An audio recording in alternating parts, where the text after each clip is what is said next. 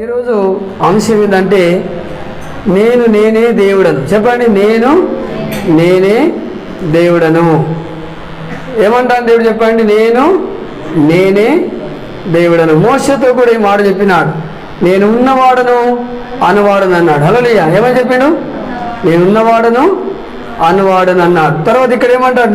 నేనే దేవుడను, నేను తప్ప వేరొక దేవుడు లేడు. హల్లెలూయా. చప్పలు కొట్టి గట్టిగా మహిమపరచాలి దేవుడు. చెప్పాలి, ఏమంటాడు? నేనే దేవుడను, నేను తప్ప వేరొక దేవుడు లేడు అంటున్నాడు. ఈ నేను అనే పదము, నాది నేను అనేది దేవునికి ఒక్కనికే చెందుతుంది. చెప్పాలి, దేవునికి ఒక్కనికే చెందుతుంది. ఎప్పుడు కూడా మనం నేర్చుకోవాలి ఏంటంటే, నా ఇల్లు నాదనద్దు, నా భూమి నాదనద్దు, చేను నాదనద్దు, పొలం నాదనద్దు, డబ్బు నాదనద్దు, ఏది మనది కాదు. హల్లెలూయా. అంతా కూడా చెప్పండి, అంతా కూడా దేవుందే. నేను అనే పదం మనకు చెందదు. అది ఎవరికి చెందుతుంది? అది దేవునికి ఒక్కరికి ఆ పదము చెందుతుంది. ఆయన ఒక్కడే చెప్పాలి ఆ మాట. నేను ఏమంటాను చూడండి, నేను ఇదిగో నేనే దేవుడని. హల్లెలూయా. ఇదిగో నేనే దేవుడు, నేను తప్ప వేరొక దేవుడు నీకు లేడు అంటున్నాడు. ఎలాంటి దేవుడు అటైనా చూద్దాం. మీరు ఎలాంటి దేవుడో మనం చూద్దాం. ఎలాంటి దేవుడో చూడండి, ఆయన గురించి రాయబడ్డది. మరి ఆయన దేవుడు, మన దేవుడు కాబట్టి ఎలాంటి దేవుడు? మృతి బంధించేవాడును నేనే, బ్రతికించేవాడును నేనే, గాయపరుచువాడును నేనే, స్వస్థపరుచువాడును కూడా నేనే. ఎలాంటి వాడు చెప్పండి? చెప్పాలి, ఆయన ఎలాంటి వాడట? మృతి బంధించేవాడు కూడా ఆయనే, ఇంకా బ్రతికించేవాడు కూడా ఆయనే. ఎలాంటి దేవుడు చెప్పండి ఒకసారి? చంపేవాడు కూడా ఆయనే, బ్రతికించేవాడు కూడా ఆయనే. ఇంకేమంటాడు చూడండి, గాయపరుచువాడని కూడా నేనే, స్వస్థపరుచువాడని కూడా నేనే. ఎంత చక్కటి మాటలున్నాయి. నా చేతిలో నుండి విడిపించేవాడు ఎవడు కూడా మీకు ఇక లేడు అంటున్నాడు. ఎవరి చేతులకు వెళ్ళి? దేవుని చేతులకు వెళ్ళి నన్ను విడిపించే నాదుడు ఎవరు కూడా లేడు. అలా లోపరమ్మన్నానా? లోపరమ్మన్ ఎవరిని బయట చెప్పు, లోపరండి. చూడండి ఏమంటుండో, ఇదిగో నేనే దేవుడను, నేను తప్ప వేరొక దేవుడు లేడు, మృతి బంధించేవాడును, బ్రతికించేవాడును నేనే, గాయపరుచువాడును, స్వస్థపరుచువాడును కూడా నేనే. నా చేతులను నడిపించేవాడు ఎవడు కూడా లేడు. మన దేవుడు ఎలాంటి వాడు చెప్పండి? మృతి బంధించేవాడు ఆయనే, అంటే చంపేవాడు కూడా ఆయనే. ఇంకా చెప్పండి, బ్రతికించేవాడు కూడా ఆయనే. ఇంకా చెప్పాలి, గాయపరిచేవాడు కూడా ఆయనే. గాయాన్ని చెప్పండి, గాయాన్ని మాన్పేవాడు కూడా ఆయనే అని అంటున్నాడు ఇక్కడ. తర్వాత చూడండి, గాయపరుచువాడును, స్వస్థపరుచువాడును కూడా నేనే అంటున్నాడు ఇక్కడ. ఎంత గొప్ప మాటలు అంటే, బాగు చేసేవాడు కూడా ఆయనే, గాయం చేసేవాడు కూడా. ఎప్పుడు గాయం చేస్తాడు చెప్పండి? ఎప్పుడు చేస్తాడు గాయం? ఆయన మాట వినప్పుడు మనకి ఏం చేస్తాడు? ఆయన గాయం కల చేస్తాడు. మళ్ళీ ఎప్పుడే మనం ఆయన మాట వింటాం, ఆ గాయాన్ని కూడా ఏం చేస్తాడు? వెంటనే మనుపుతా ఉంటాడు. మీరు చూడండి, ఎడ్ల బండి కట్టిన వ్యక్తి ఆ ఎత్తు పోకుండా ఏం చేస్తాడు? ఆ కోడిని చెప్పండి గాయం చేస్తూ ఉంటాడు. ఏం చేస్తాడు చెప్పాలి? మరి అది పోతాను దానికి ఏం చేస్తాడు? గాయనప్పుడు దాన్ని మళ్ళా మనుపుతూ ఉంటాడు. ఒక్కసారి మనం అందరూ ఆలోచించాలి, మన దేవుడు ఎలాంటి వాడు అంటే, నేనే దేవుడిని అంటున్నాను. హల్లెలూయా. ఆయన తప్ప వేరొక దేవుడు మనకు లేడు. ఉన్నాడా? నేనే దేవుని అంటున్నాడు. ఎలాంటి దేవుడు అట? మృత్యు బంధించేవాడును నేను, బ్రతికించేవాడును నేనే, గాయపరుచువాడును, స్వస్థపరిచేవాడును కూడా నేనే అంటున్నా. స్వస్థపరిచేవాడు కూడా నేనే. నా చేతులకు వెళ్ళి మిమ్మల్ని నడిపించేవాడు ఎవడు అంటున్నాడు. కాబట్టి మన దేవుడు ఎవరు మనకు తెలవాలి. నేనే అనే మాట చూద్దాం. తీయండి పరిశుద్ధ గ్రంథం, యోగు గ్రంథము తీయండి, 5వ అధ్యాయం 18వ వచనం చదువుకుందాం. యోగు గ్రంథము 5వ అధ్యాయము 18వ వచనం చదువుకుందాం. యోగు గ్రంథము 5వ అధ్యాయం, యోగు గ్రంథము 5వ అధ్యాయము 18వ వచనం కూడా చదువుకుందాం. 5వ అధ్యాయం 18వ వచనం చూడండి. ఆయన గాయపరిచి గాయమును కట్టును. చూసిందా? ఏం చేసే దేవుడు అట? గాయపరిచే దేవుడు, గాయాన్ని కట్టే దేవుడు. సప్పలు కూడా దేవుని కట్టే భయపరచాలి. ఒకసారి ఆలోచన చేయండి, మన దేవుడు ఎవరు? గాయపరిచే దేవుడు. చెప్పాలి, గాయం చేసే దేవుడు. చెప్పండి, మళ్ళా గాయాన్ని కట్టే దేవుడు. ఎప్పుడు గాయపరుస్తూ ఉంటాడు? ఆయన మాట విననప్పుడు, ఆయన లెక్క చేయనప్పుడు, ఆయనకు తిరుగుబాటుతనము చేసినప్పుడు ఏం చేస్తాడట? గాయాలు చేసే దేవుడు. చెప్పండి రెండోది, గాయాన్ని మానిపే దేవుడు. ఒక్కసారి మనం ఆలోచన చేయాలి. మనకు కొన్నిసార్లు గాయాలైనప్పుడు ఎందుకు ఈ గాయాలు అవుతున్నాయి? ఎవరు మనకి గాయాలు చేస్తారు? ఎవరు మనకి కష్టం? ఎందుకు మనకి కట్టాలు వస్తున్నాయి? వచ్చే సమస్యలు ఎందుకు వస్తాయని కూడా మనం ఆలోచన కూడా చేయాలి. మనకు సారసారా తెలియదు. ఎలాంటి దేవుడు చెప్పండి? ఎలాంటి దేవుడు అట? చదవండి, ఏమంటాడు? ఆయన గాయపరిచి, ఇంకా చెప్పండి, గాయాన్ని కట్టే దేవుడు. మీకు అందరికి అర్థమైందా? ఎలాంటి దేవుడు? ఒక గడ్డ ఉన్న వ్యక్తి డాక్టర్ దగ్గర పోతే ఏం చేస్తాడు? చెప్పాలి, చెప్పండి మీరు. పెద్ద గడ్డ ఉన్న వ్యక్తి డాక్టర్ దగ్గర పోతే ఏం చేస్తాడు? ముద్దు పెట్టుకుంటాడా? చెప్పండి. పట్టి కోస్తాడు. ఏం చేస్తాడు? చెప్పాలి. చీరతవే చీరడా? ముందు కోసిన తర్వాత ఏం చేస్తాడు? ఆ గడ్డని ఏదైనా ఖరాబు తీసి బయట పారవేసి మళ్ళీ ఏం చేస్తాడు? ఆ గాయాన్ని మళ్ళీ కుట్లు పెడతాడు. పెట్టి ఆ డాక్టర్ దగ్గర ఎన్ని ఉంటాయి? గాయం చేయగలుగుతాడు. చెప్పండి. రెండోది, గాయాన్ని కూడా మాన్పగలుగుతాడు. చెప్పండి ఒకసారి. డాక్టర్ ఏం చేస్తాడు? గాయం చేయగలుగుతాడు, గాయాన్ని కూడా మళ్ళా మాన్పగలుగుతాడు. మన దేవుడు కూడా అంతే సఫలు కూడా కాదు. హల్లెలూయా. నేను గాయపరిచేవాడు కూడా ఆయనే. చెప్పండి. రెండోది, గాయాన్ని కట్టేవాడు కూడా ఆయనే. అందుకే మన ఎందుకు మనకి ఈ గాయాలు వస్తున్నాయి? మనకెందుకు ఈ దెబ్బలు అవుతున్నాయి? ఎందుకు మనకు ప్రాబ్లం వస్తున్నది? ఎందుకు ఈ సమస్యలు వస్తున్నాయి? చాలాసార్లు మనము కొన్నిసార్లు తెలుసుకోలేకపోతున్నాం. చెప్పండి, ఏం చేస్తాము? అనేక సార్లు మనకు జరిగిన ప్రాబ్లం మనం తెలుసుకోలేకపోతాం. మాకు వచ్చిన సమస్య ఎందుకు వస్తుందని కూడా మనం తెలుసుకోవాలి. మన దేవుడు ఎలాంటి వాడో చెప్పండి. ఒక ఎద్దు కానీ ఒక కోడి కానీ మాట విన్నప్పుడు యజమాని ఏం చేస్తాడు? దాన్ని గాయం చేస్తూ ఉంటాడు. చిత్ర చేయడం సుశీల మీరు ఎప్పుడన్నా? నేను మొన్న వాకింగ్ పోతున్నా, ఒక వ్యక్తి దాన్ని అందుకొని కట్టిండు, బండి కట్టిండు, అది పోకుండా గాయం చేస్తాడు. అందుకొని ఏం చేస్తాడని గాయం చేస్తాడు. తర్వాత అది మంచిగా పోతాడు. ఏం చేస్తాడు చెప్పండి? మళ్ళా ఆ గాయాన్ని మానుపుతాడు. మన దేవుడు కూడా అంతే. నువ్వు సరైన జీవితం లేకపోతే, సరైన భక్తి లేకపోతే, సరైన భయం లేకపోతే, దేవుని వల్ల కొన్నిసార్లు దేవుడు ఏం చేస్తాడు చెప్పండి? గాయాలు చేసేవాడు కూడా ఆయనే. చెప్పండి. ఇంకా గాయాన్ని కట్టేవాడు కూడా ఆయనే. అందుకని ఇక్కడ ఏమున్నదంటే, మృతి బంధించేవాడును నేనే, బ్రతికించేవాడును నేనే, గాయపరిచేవాడిని నేనే, గాయాన్ని స్వస్థపరిచేవాడిని కూడా నేనే అంటున్నాడు. ఆయన దగ్గర రెండునే దేవుడు, బాగు చేసేవాడు కూడా ఆయనని కూడా మనం చూస్తున్నాం. దేవునికి స్తోత్రం కలిగిన హల్లెలూయా. చూడండి, ఆయన గాయపరిచి ఇంకేం చేస్తున్నాడట? గాయపరిచేవాడు కూడా ఆయనే. చెప్పండి. గాయాన్ని కట్టేవాడు కూడా ఆయనే. మీకు అందరికి అర్థమైంది కదా? దేవుడు ఎలాంటి వాడు చెప్పండి ఒకసారి. మన దేవుడు ఎలాంటి వాడు? గాయం చేసేవాడు, ఇంకా గాయాన్ని బాగు చేసేవాడు. అందుకే కొన్నిసార్లు దేవుడి మాట మనం వినకుంటే కూడా మనకు శిక్ష ఇస్తూ ఉంటాడు, మనకు బుద్ధి చెప్తూ ఉంటాడు. ఏం చెప్తాడు చెప్పాలి? మనకు పనిష్మెంట్ కూడా ఇస్తూ ఉంటాడు, గద్దిస్తూ ఉంటాడు ఆయన. కానీ ఆయన గద్దింపును మనకు లోబడాలి. ఆయన గాయం చేసినప్పుడు మనం, ఇప్పుడు డాక్టర్ గాయం చేస్తా అంటే ఏం చేయాలి చెప్పండి? అక్కడ నాకు అర్థం డాక్టర్ అని ఉరికితే నువ్వు బాగైతావా? చెప్పండి, బాగైతావా?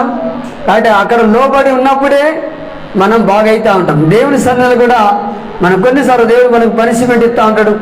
కొన్నిసార్లు ఏమన్నదండి? గాయము పరిచి గాయమును కట్టే దేవుడు అట. చెప్పండి. గాయపరిచే దేవుడు. చెప్పండి. గాయాన్ని కట్టే దేవుడుగా మనకి ఇక్కడ ఉంటున్నాడుగా చూస్తున్నాం. ఆయన గాయం చేయను, ఆయన చేతులే మళ్ళీ స్వస్థపడతారు. సభలు కూడా హల్లెలూయా. ఏ చేతులు చెప్పండి? ఆయన చేతులే నేను స్వస్థపరుచునని రాయబడ్డది. హల్లెలూయా. ఆయన చేతులు నిన్ను గాయం చేస్తాయి. చెప్పాలి. ఇంకా మళ్ళీ ఆయన చేతులే నిన్ను బాగు చేస్తాను. చూడండి, ఇప్పుడు డాక్టర్ కూడా నన్ను ఇక్కడ కోసిండు, నా కాలు అప్పుడు గాయం చేసిండు. మళ్ళీ ఏం చేసి చెప్పండి? బాగు చేసినా చేయలేదా?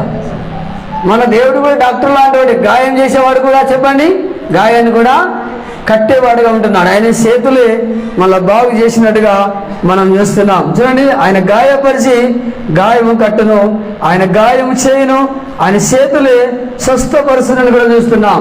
మన దేవుడు ఒకటి మొదటిగా మృతి పొందించే దేవుడు. చెప్పండి ఒకసారి, ఎలాంటి దేవుడు? చంపే దేవుడు. చెప్పండి అందరు. ఏం చేసే దేవుడు? చంపే దేవుడు, బతికించే దేవుడు.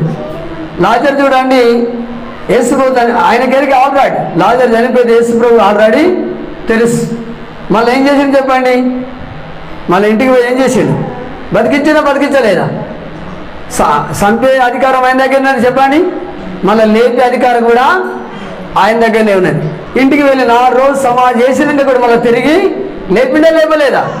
కాబట్టి ఏమంటాను ఇక్కడ, మృతి పొందించేవాడు నేనే, చెప్పండి, బ్రతికించేవాడిని కూడా నేనే, గాయపరిచేవాడిని కూడా నేనే, గాయాన్ని స్వస్థపరిచేవాడిని కూడా నేను. ఎక్కువసారి ఆలోచన చేయాలి. అనేక సార్లు దేవునికి వ్యతిరేకంగా జీవించినప్పుడు, దేవునికి విరోధంగా నడుచుకున్నప్పుడు మనం ఏం చేస్తాడు చెప్పండి, గాయాలు కూడా చేస్తాడు. ఆయన మాట వినప్పుడు, ఆయనకు లోబడినప్పుడు, ఆయనకు విరోధంగా నడుచుకున్నప్పుడు ఏం చేస్తాడు చెప్పాలి దేవుడు. మనం కొన్నిసార్లు ఏం చేస్తాడు, గాయాలు కూడా చేస్తాడు. ఎప్పుడైతే ఆయన మాటకు మళ్ళీ లోబడతామో, ఆయన మాటకు భయపడతామో ఏం చేస్తాడు చెప్పాలి, వెంటనే బాగు కూడా ఆయన చేతులు మళ్ళీ ఏం చేస్తాడట, బాగు చేయనని కూడా రాయబడ్డది, బాగు చేయనని కూడా రాయబడి. చూడండి, యోనా దేవుని మాట వినకుండా కూడా పనిష్మెంట్ ఇచ్చాడు, నీళ్ళలో ముంచాడు. ముంచలేదా? చేప ఎన్ని రోజులు ఉంచాడు? 3 రోజులు ఉంచాడు. ఎప్పుడైతే మళ్ళీ పశ్చాత్తపడాడో మళ్ళీ కాపాడలేదా? కాబట్టి దేవునితో కాని పని ఏది కూడా లేదు. పనిష్మెంట్ ఇస్తాడు, తర్వాత పశ్చాత్తపడ్డప్పుడు మన తప్పు ఏమో మనం తెలుసుకొని ఆయన దగ్గర ఒప్పుకున్నప్పుడు మళ్ళీ ఏం చేస్తాడు, ఆయన బాగు చేసేవాడు కూడా మనం ఇక్కడ చూస్తున్నాం. అందుకని ఆయన గాయపరిచి, చక్కటి మాట చూడండి మరొకసారి, ఆయన గాయపరిచి గాయము కట్టును, ఆయన గాయము చేయను, ఆయన చేతులే స్వస్థపరుస్తుని కూడా చూస్తున్నాం. మనం కూడా వాక్యం చదువుకుందాం. పరిశుద్ధ గ్రంథం నుండి మాట తీయండి. నిర్గమకాండం 15వ అధ్యాయం, నిర్గమకాండము 15వ అధ్యాయం 25వ వచనం చదువుకుందాం. నిర్గమకాండం 15వ అధ్యాయం. ఆయన ఎలాంటి వాడో చూద్దాం. బాగు చేసేవాడని రాయబడే, స్వస్థపరిచమని రాయించున్నది. 15వ అధ్యాయం 25వ వచనం చూడండి. మీ దేవుడైన యెహోవాకు శ్రద్ధగా విని ఆయన దృష్టికి న్యాయమైనది చేసి ఆయన ఆజ్ఞకు విధేయులై ఆయన కట్టను అనుసరించిన ఎల్లా నేను ఐగుప్తులకు కలగజేసిన రోగంలో ఏది మీకు రాని అని నిన్ను స్వస్థపరుచు యెహోవాను నేనే. సఫల్ గట్టి కొట్టాను, హల్లెలూయా. జోరు సఫలు కొట్టాను గట్టి, హల్లెలూయా. ఇంకా చూడండి, నా మాట మీరు శ్రద్ధగా వింటే, నా వాక్యాన్ని మీరు శ్రద్ధగా వింటే, నా కట్టడలు నా న్యాయ విధులు మీరు అనుసరిస్తే ఐగుప్తు దేశం నా బీమారు కూడా మీకు నేను రాని అని అంటున్నాడు. ఒకవేళ తప్పిపోయి కూడా మీకు బీమా రక్షణ కూడా మిమ్మల్ని స్వస్థపరిచే దేవుని నేనే. ఈరోజు మనం ఏం నేర్చుకున్నాం, నేనే నేర్చుకుంటున్నా. నేనే దేవుడను. ఏమని చెప్పిండు, నేనే దేవుడను, నేను తప్ప వేరే దేవుడు మీకు లేడంటున్నాడు. ఎలాంటి దేవుడు అట ఆయన దేవుడు చెప్పుకున్నాడు. మృతి పొందించేవాడు నేనే, చెప్పండి, బ్రతికించేవాడిని నేనే, గాయపరిచేవాడిని నేనే, గాయాన్ని కట్టేవాడిని కూడా, బాగు చేసేవాడిని కూడా నేనే. ఇక్కడేమన్నాడు, నా మాట మీరు వింటే, నా ఆజ్ఞలు మీరు పాటిస్తే, ఏమన్నాడు తెలుసా, నువ్వు ఎక్కడికో ఊరికి అవసరం లేదు, ఎక్కడికో పరిగెత్తే అవసరం, ఇక్కడనే నిన్ను బాగు చేస్తాడు. హల్లెలూయా. ఎప్పుడు చెప్పాలి, నువ్వు దేవుని వాక్యానికి లోబడ్డప్పుడు, దేవుని వాక్యానికి లోబడి ఆయన ఆజ్ఞలన్నీ పాటిస్తే ఏమంటాను తెలుసా, ఐగుప్తు దేశంలో వచ్చిన బీమారు ఏది మీకు రానియా. ఏమంటాను, ఐగుప్తు దేశంలో వచ్చిన లోకంలో వచ్చే బీమారు మీకు ఏది కూడా రానియా. రెండో మాట ఏమంటాను, ఒకవేళ వచ్చినా కూడా నిన్ను బాగు చేసే దేవుని కూడా నేనే, స్వస్థపరిచే దేవుని కూడా నేనే. దేవుని వాక్యానికి లోబడక, ఆయనకు భయపడక నువ్వు ఏ సెన్స్ కన్నా వరకు, ఏ దేశం కన్నా వరకు, ఎక్కడికన్నావు కానీ బాగు చేయడు. కానీ ఉన్న కాడనే నీ తప్పులను ఏదో తెలుసుకొని, నీ పాపం మీద నువ్వు తెలుసుకొని, అయ్యా నీ ఘోర పాపిని నీకు ఇష్టం లేని అలా ఏమని అంటే తీసేమని ఎప్పుడైతే పశ్చాత్తాపడతావో, నువ్వు దేవునికి మాటకు లోబడతావో అప్పుడు నేను బాగు చేయబోతాను. ఏం చేస్తాను చెప్పండి. అప్పుడు ఏమంటాను, మొదటిగా ఆయన మాట శ్రద్ధగా వినాలి. రెండవది ఆయన దృష్టికి న్యాయమైనది చేయాలి. మూడవది ఆయన ఆజ్ఞలకు విధేయులం కావాలి. నాలుగవది ఆయన కట్టడలను అనుసరించాలి. అప్పుడు ఐగుప్తు దేశంలో ఉన్న బీమాలు ఏది మీకు రాని అంటాను. ఏమంటాను, ఐగుప్తు దేశంలో ఉన్న బీమాలు ఏది కూడా మీకు రానియా. ఒకవేళ వచ్చిన కూడా ఏమన్నాడు, నిన్ను బాగు చేసే దేవుణ్ణి నేనే. చెప్పండి గట్టిగా, నేను స్వస్థపరిచే యెహోవాను నేనే. అర్థమైందా? మళ్ళీ బాగు చేసే దేవుడు యేసయ్య. ఎప్పుడు ఆయన మాట విన్నప్పుడు, ఆయనకు విధేయులమైనప్పుడు, ఆయన కట్టడలు అనుసరించినప్పుడు, ఆయన వాక్యానుసారంగా జీవించినప్పుడు ఈ లోకంలో వచ్చేది తెగుళ్ళాట, బీమార్లాట ఏది మనకు రానియడాట. ఒకవేళ వచ్చినా కూడా ఏమంటాడు, స్వస్థపరిచే యెహోవాను కూడా నేనే. ఈరోజు ఏం నేర్చుకుని? నేనే దేవుడు. హల్లెలూయా. నేనే దేవుడు, నేనే రక్షకుని, నేనే మీ ప్రభుని, నేనే మిమ్మల్ని బాగు చేసేవాడిని, నేనే మిమ్మల్ని రక్షించేవాడిని అని కూడా మనం నేర్చుకుంటున్నాం. తీయండి మరి మొదటి సామ్యుయేలు గ్రంథం 2వ అధ్యాయం చదువుకుందాం. మొదటి సామ్యుయేలు గ్రంథము 2వ అధ్యాయం. మొదటి సామ్యుయేలు గ్రంథము 2వ అధ్యాయం. దీనికంటే ముందుగా ఇర్మియా 30వ అధ్యాయం తీయండి, 17వ వచనం చదువుకుందాం. ఇర్మియా 30వ అధ్యాయం 17వ వచనం. ఇర్మియా 30వ అధ్యాయము 17వ వచనం. వారు ఎవరును లక్ష్య పెట్టని సియోను వేయబడిన నీకు పేరు పెడుతున్నాను. అయితే నీకు నేను ఆరోగ్యము కలగజేసిన నీ గాయమును మాన్పెదను, ఇదే యెహోవా వాక్కు. దొరికిన 30వ అధ్యాయము 17వ వచనం. అయితే నేను నీకు ఆరోగ్యము కలుగజేసేదను, నీ గాయములను మాన్పెదను, ఇదే యెహోవా వాక్కు. హల్లెలూయా. ఒకసారి గట్టిగా చప్పట్లు కొట్టి దేనికి మహిమరాని. ఏమంటాను ఇక్కడ? అయితే నేను నీకు ఆరోగ్యము కలుగజేసేదను. ఇంకా చెప్పండి ఏమంటాడు? నీ గాయమును మాన్పెదను, ఇదే యెహోవా వాక్కు. ఎలాంటి దేవుడు గారు చెప్పండి? మన దేవుడు ఎవరు? ఆరోగ్యము కలుగజేసే దేవుడు. ఇంకా చెప్పండి, మన గాయాన్ని బాగు చేసే దేవుడు, కట్టే దేవుడు. చూడండి ఏమంటాడు? అయితే నీకు నేను ఆరోగ్యం కలగజేస్తా అంటున్నాడు. ఎప్పుడు చేస్తాడట? ఆయన మాట విన్నప్పుడు, ఆయన ఆజ్ఞలు పాటించినప్పుడు, ఆయన దృష్టికి న్యాయమైంది చేసినప్పుడు, ఆయనకు భయపడ్డప్పుడు, ఆయన మాట విని ఆయన వాక్యానుసారంగా ఉన్నప్పుడు ఆయన మనల్ని బాగు చేస్తాను అంటున్నాడు. రెండోది, మన గాయాలు కూడా కడతానంటాను. తెలిసింది మాట? ఎంతమంది తెలిసింది? అయితే నేను నీకు ఆరోగ్యము కలుగజేసేదను, నీ గాయమును కూడా నేను మాన్పెదంటాను, కడతానంటాను. ఏం కడతాడట? నీ గాయాన్ని మాన్పెదని అంటున్నాడు. మన దేవుడు మన గాయాలు మాన్పేదేడు. ఎప్పుడు మాన్పేది తెలుసా?